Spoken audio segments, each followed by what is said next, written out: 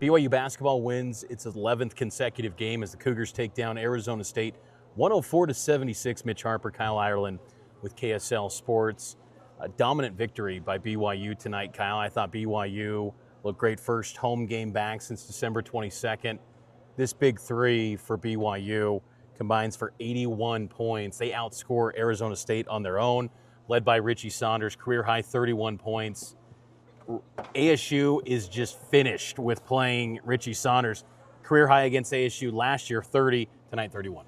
Yeah, I mean, this was a dominant performance from the jump, Mitch. It really started off hot for BYU, and then Kevin Young, even in his postgame, was like, there was only a short stretch there in the second half that he was even disappointed in the performance where ASU was able to score against the smothering defense that BYU had tonight. But that big three started off hot. First half, they scored all but 6 of the points in the first half, and it continued on after the break as well. So just a really dominant performance overall. That big three just showed against a power opponent that they're electric at, non-conference level. They're against, a conference foe, whether it's at home or on the road.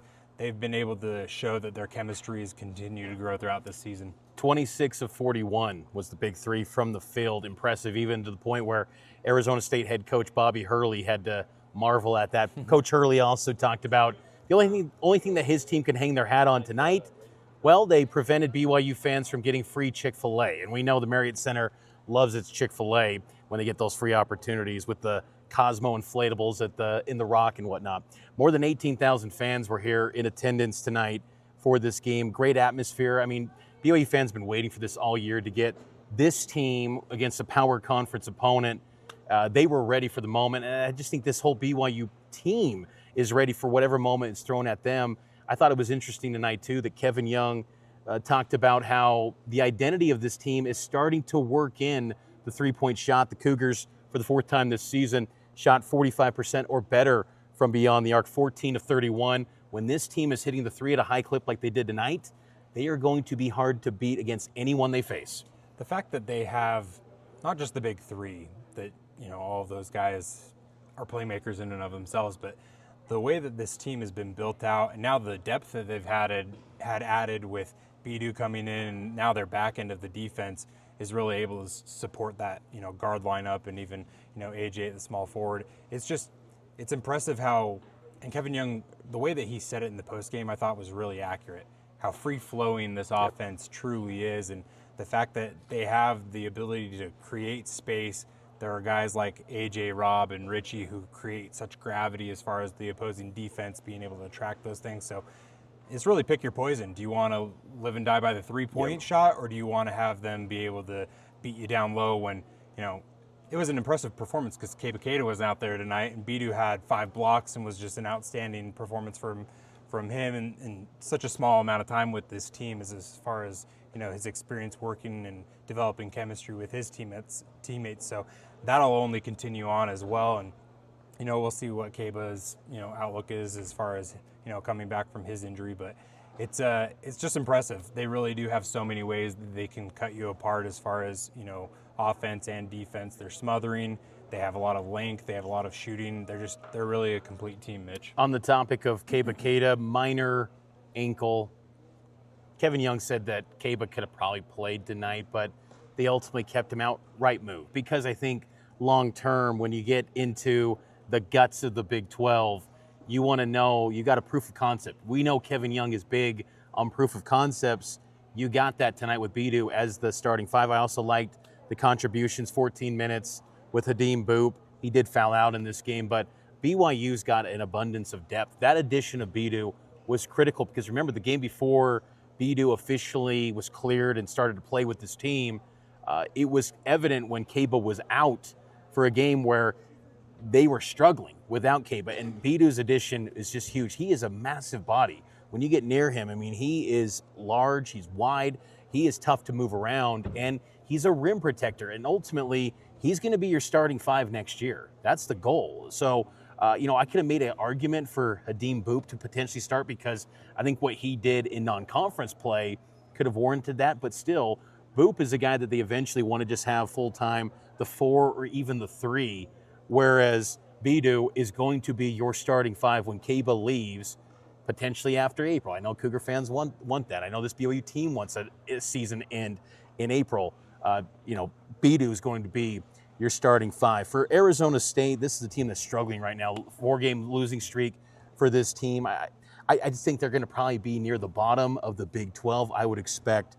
But so BYU taking care of business. And what I like too, Kyle, 2 games through Big 12 play, this team isn't having slow starts. A little bit of a minor slow start against K-State, but they responded quickly. I think that's a good sign because in non-conference we saw a lot of slow starts. Yeah, and I think that that's something that has been obviously on Kevin Young and his coaching staff's mind, and they've had attention. And I think that, obviously they had the holiday break, but being able to have, the time to put into practice and, incorporate guys like Bidu and adjust to, not having Dawson Baker anymore. And, there's just been some early changes and adjustments that this team has had to make, not to mention the fact that, most of this roster is completely new from last year's squad. And so you're having to develop such new chemistry with, veteran guys like Richie, and then you're bringing in star talent like, Rob and AJ. And so it's actually been really impressive to me that they have looked as cohesive of a group as they actually have so far this season. So it's impressive. Obviously a big game on Saturday, and I'm sure we're going to talk about that here in a moment. But I like the ramp up, I guess, is what I wanted to say as far as what the Big 12 play is coming out of non-conference. It sets up nicely for BYU. It really does. And, BYU, I think, even though they have multiple matchups against Arizona, the number 1 team in the country, multiple matchups against Texas Tech, you could argue BYU's got one of the easier conference schedules because they have 2 games against Utah. Now, I know the intensity of those games is off the charts, but Utah looks to be maybe the seller of the Big 12 potentially. At least the advanced metrics and predictive ratings would say as much. So just to get off to this strong start, 11 consecutive wins, that's huge. And this BYU team is really good, and it was good to see some minutes given to, Dominique Diomande, Tyler Maruss hit a corner 3, contributions like that, because a couple weeks ago you looked around the bench and thought, who do they turn to at all? And now it feels like they're quietly, slowly, but surely they're finding some guys that you could potentially give some minutes to, but ultimately they're going to turn to the big 3. And I thought AJ, we haven't talked about him enough, 23 points for AJ, 7 of 13 from the field, 2 of 5 from 3. Bobby Hurley was asked about him, and he referenced a moment that he saw AJ when he was recruiting, and he's like, I've got no chance at getting him. But, Coach Hurley also noted how impressed he's been with the growth of BYU basketball. Being a coach, he's in his 11th season in Tempe. He's been out west for a long time, and seeing the growth of BYU basketball, because he's even seen BYU the first year of the Big 12 to now. He can see the big leap with this program. We all can see it.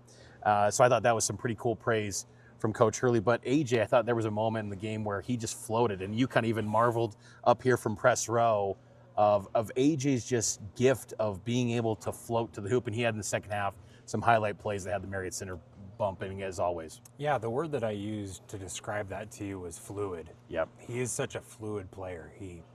Obviously, NBA caliber, number 1 draft picks, potential, all of those types of things. But Mitch, he does something every single game that impresses me. And I'm just like, wow. He had that amazing slam dunk where you posted about it on social media. Like, you called it electric. It really was. Awesome. Like, it's just, there are things that he's doing in this building that have never been done before at that level of athleticism. And it's just, Cougar Nation has to be in awe sometimes. And, it's going to be a short-lived period of time in the grand scheme of only 8 BYU home basketball. games left. Yeah, so, embrace it. Enjoy the fact that you're seeing all of these things. And, even stuff that Rob Wright was doing tonight, it's just like, that's stuff that you just haven't seen on this court before. And so, don't take it for granted. It's impressive to watch. It's fun to watch, and really just kind of relish in what you're seeing. You brought up the rivalry game coming up Saturday, 8 p.m. tip. Pre-game at 7. We'll have Cougar Sports Saturday on KSL NewsRadio at noon. Get you ready for the Cougs and the Runnin' Utes. BYU hasn't won at the Huntsman Center since 2021. It's now 2026. So it's been a minute since this BYU program won at the Huntsman Center. Utah lost on Wednesday night, 85-73 to Colorado. Terrence Brown is really their kind of top guy. He's a bucket, 16 points tonight against Colorado. McHenry, had 24. They got a pretty good guard line. But again, I think this is a year where BYU's got a real chance to step in there and just go lay the hammer down. Usually I'm always very nervous about these spots for BYU at the Huntsman Center, but I feel like this BYU team is clearly different. I mean, they're a top 10 team. They are an elite squad. And if they continue the offensive play that they had tonight in the Huntsman Center, I think BYU should win comfortably, but it is a rivalry game. And as Kevin Young noted, he's feeling the intensity of this rivalry. I mean, he, as a member of the church, he always knew about BYU and Utah, but didn't really feel it and live it and have the hate, as he put it. Well, clearly it maybe is coming into play for him now that he wants to beat those guys, and should be a good matchup on Saturday. Yeah, and obviously, Alex Jensen being there now, it's a different staff from last year, and so there's not a ton of carryover there from this staff as far as their first year here at BYU to what the matchup is this year. But Alex Jensen and their GM as well there at Utah, Kevin Young, noted that he's familiar with them just from his NBA tenure and time in the league there, and so there's familiarity and relationships there. But BYU, Richie Saunders knows what it's like to lose in that building, and he doesn't want to feel that again. And so, that's going to mean something for him, and maybe less so for some of these other guys that are new on this year's team. But like you said, BYU, this is a different team this year. They're a top 10 team. They're super talented, and I would expect BYU to win comfortably on Saturday. And it's fun that the rivalry is what it is, but there are years where it's just one team is clearly better than the other, and I think this is an example of that. For Utah, I'm kind of curious if they on Saturday have Lucas Longarita, the Spanish shooting guard. Didn't see him in the box score against Colorado. Obviously, I'll have to go back and watch that game, but he was their mid-year addition. Curious if he's able to play against BYU. That could be kind of an intriguing storyline to watch, potentially for maybe a new face that BYU has no film on as far as what he looks like with Utah, if in fact he's available for Saturday. We'll see what happens there with Utah and BYU. Again, tip-off at 8 p.m. You can listen to the call on KSL News Radio.